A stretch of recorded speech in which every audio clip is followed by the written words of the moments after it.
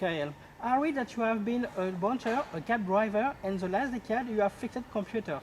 What can you tell about this desire to become a screenwriter and a director? I went to film school in college, so I wanted to be a filmmaker and a screenwriter since I was 16 years old. After I got out of college, life is hard, and not everyone is giving you tons of money to make a movie. So I did all these jobs to make ends meet, but throughout I kept writing and I kept trying to make movies, and it took me a long time, but actually eventually it came true, and I got to make this movie. Yeah. How did you manage to find a good place to shoot your film? Where I chose to shot the film is where I grew up, in Rockaway, New York.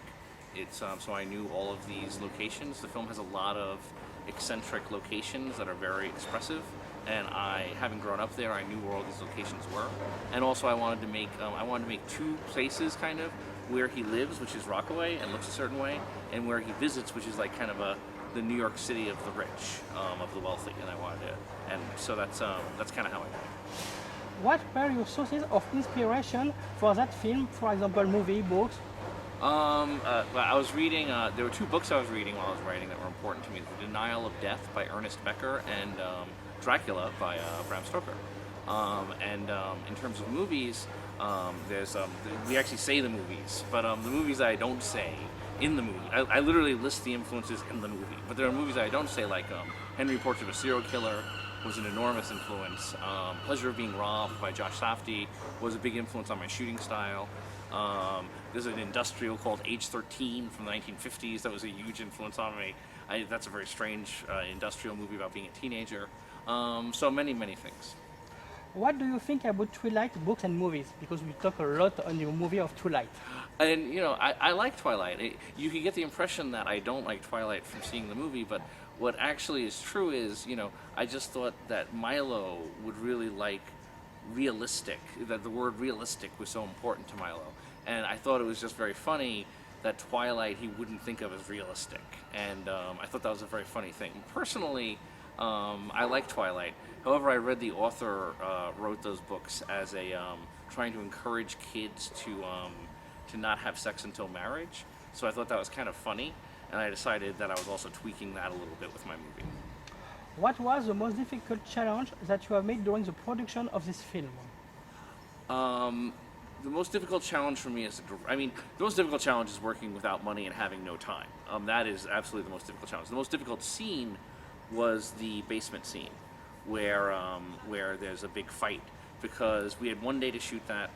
We had kids, we had guns, we had explosions, and we had and we were also working kid hours, 2 different kids at 8 hours each, at 7 hours each, in a 12-hour day, and there were stunts and fights, and it was a very difficult day of shooting.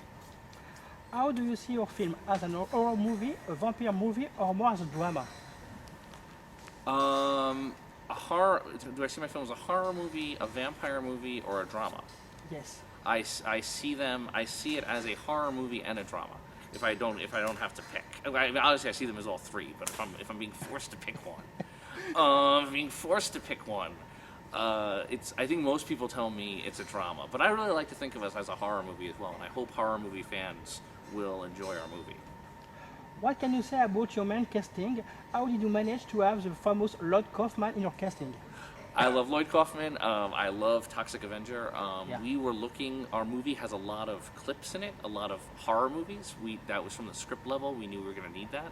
We reached out to Troma Pictures because we thought that they might have some films that we could use. And Lloyd wrote back personally and said, well, what about my cameo? And the second he wrote that, I immediately realized, yes, we can, the jogger and the guy in the park.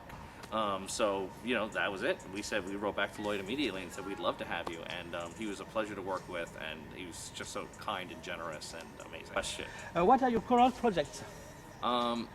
Currently, I'm looking to make I have 3 scripts ready to go. I tend to try to deconstruct horror. Like with this, I try to deconstruct the vampire movie, or the vampire myth. Next up, I have a slasher film that I do something similar with, and then I also have a ghost film that I do this with, and I also have kind of a guy-girl road crime movie that I do this kind of thing with as well. And I have all 3 of those, and I am looking for, the next one that gets financed is the next one I make. Good. And my last question, what kind of advice would you give to someone who would like to work as a director? The advice I'll give is persistence, especially if you want to be a writer-director. If you want to be a writer-director, you don't have to worry about working in the film industry so much. In fact, that can actually grind you down and make you a worse writer. I would suggest you just keep writing and keep getting your writing out there. You should try to meet people because you're going to have to meet people to find the money.